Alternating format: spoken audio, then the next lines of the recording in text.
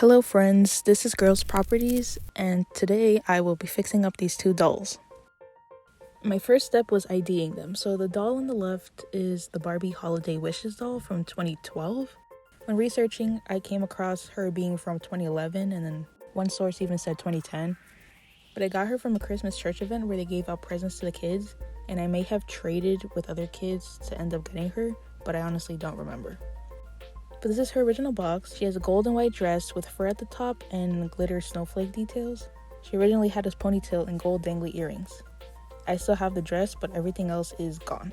The doll on the right was harder to ID because I got her from a local flea market. She originally came in the City Shopper Barbie outfit from 2013 that really spoke to me since I used to see it in the Barbie magazines that I used to get in the mail. Her body is made of hard plastic with very limited articulation, but since she has the same underwear mold as the other doll, I used 2012 as a starting point. Eventually I came across other dolls similar to her, but they had different parts in their hair. But after clicking around, I found that she was a brand entry doll number 2. She came with a basic pink one-shoulder dress with the Barbie head silhouette logo. And apparently there seems to have been a variant with a pink necklace instead of a black one. If I remember correctly, mine came with a black necklace and I had cut it off. Next step was the cleaning process. After drying, I decided to do hair. So this doll's hair had a side part, so to honor her original hair, I decided to keep it by sectioning it off and tying it into a piece of hair in the back using a darker rubber band to camouflage. I'm really into pigtails, so I did that with light blue rubber bands to match the fashions to come. Her hair is also a nice fluffy texture, so I didn't want to style it away. Her hair kind of flares out, but we're going to go with it anyways. And this doll, if you had noticed, had nice ombre color in the hair. I recommend using Crayola washable markers, and I think I used the thick markers when I first did it, but this time around I used my old Crayola Super Tips markers. I tested a bunch of the markers to choose the colors I think best matched the original ones.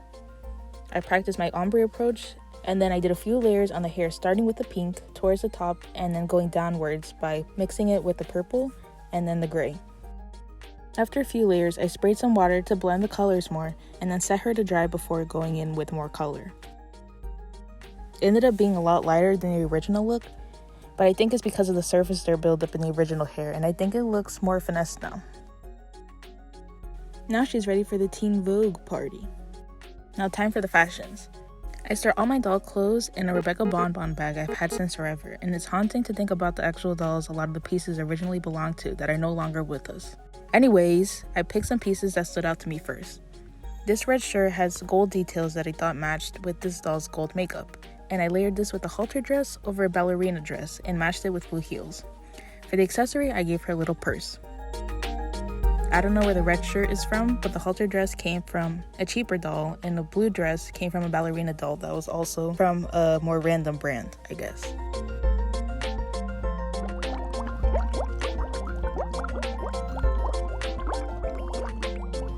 This doll I struggled with a bit more, but to honor her Barbie TM look, I did an all pink look with a striped shirt, pink jacket, and a corsage on the wrist. This look is a bit excessive, but I'm sticking by it.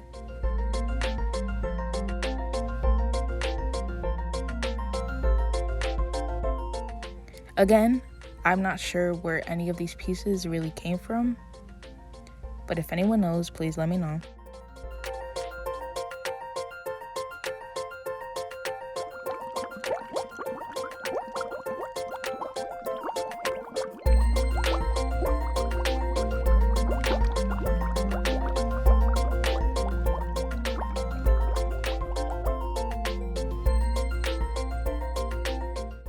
Now they are ready to be part of the community. Thank you for watching, and smash that like button, I guess.